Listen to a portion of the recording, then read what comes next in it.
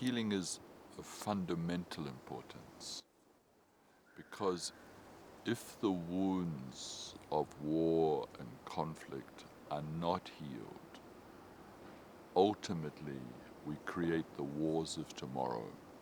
So healing is about how do we break the cycle that turns the victims into victimizers. So healing is important for all parties, and healing in this context is about detoxification. It's about getting out the poison we carry inside of us because of the things that have happened. And healing is important for all sides of the conflict. Often the very first step towards healing is when what has been done to me is fully acknowledged, and also when there is an acknowledgement of the wrong that was done. And we saw that those elements in the last few days in Havana, when victims spoke and the negotiators acknowledged, they listened reverently and respectfully, and in some cases even came to the victims and asked for their forgiveness. And the act of asking for the forgiveness is the recognition that moral wrong has in fact happened, that there has indeed been moral and spiritual injury. Archbishop Tutu wrote a wonderful book called No Future Without Forgiveness.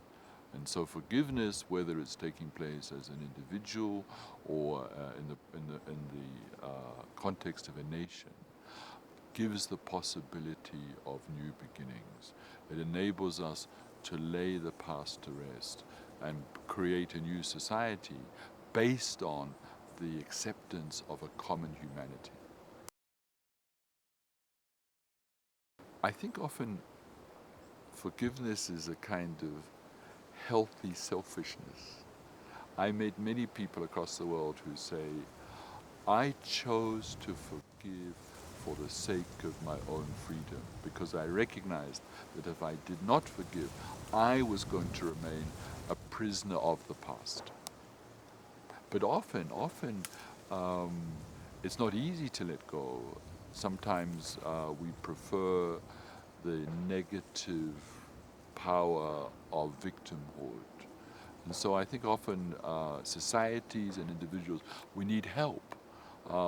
As people of faith, we would say we need help from God to be able to make that step of letting go. And you see, forgiveness is not about forgetting. It's about healing and remembering as opposed to burying and forgetting.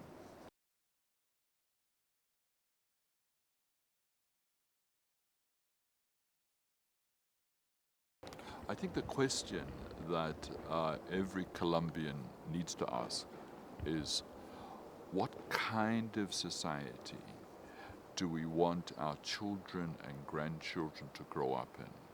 Do we want our children and grandchildren to grow up to kill each other, or do we want to live in peace? And so forgiveness is a key part of that. But of course, another key issue is we have to ask the question, what was it? What were the root causes that led people eventually to take up arms? And unless the root causes are addressed, again, you are creating the war and conflict of tomorrow.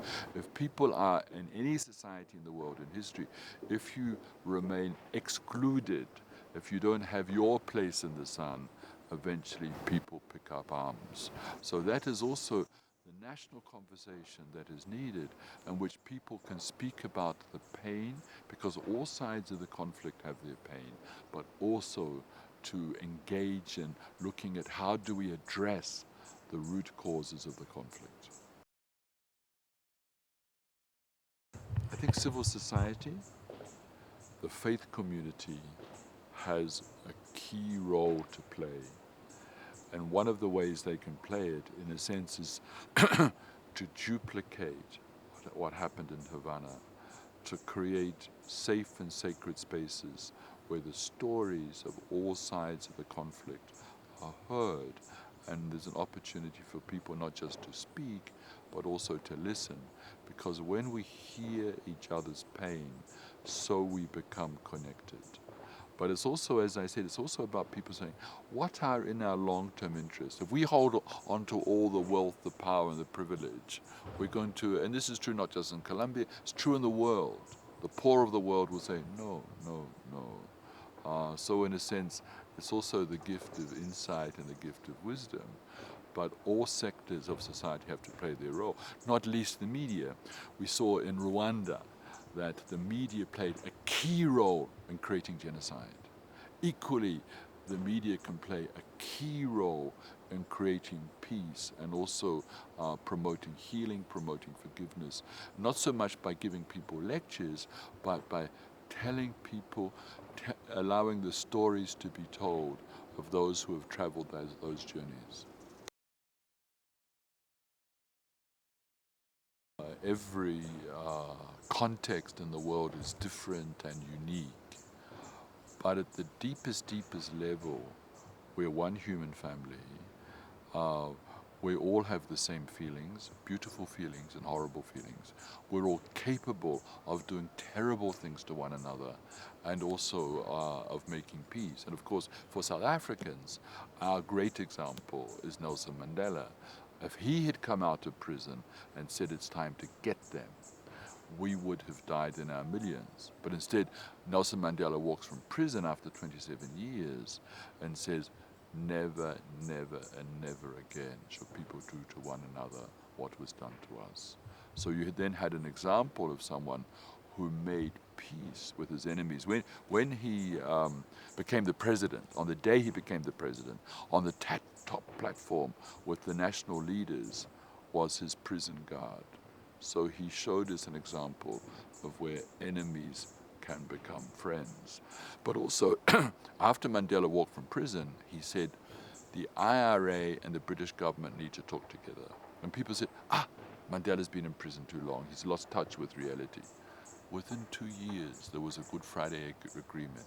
The guns went silent, and there began to be a process of normalization, the process of getting peace. So Colombians are not outside the world. And so there are examples in the world of old conflicts where negotiations, compromise, and pardon become part of a new beginning.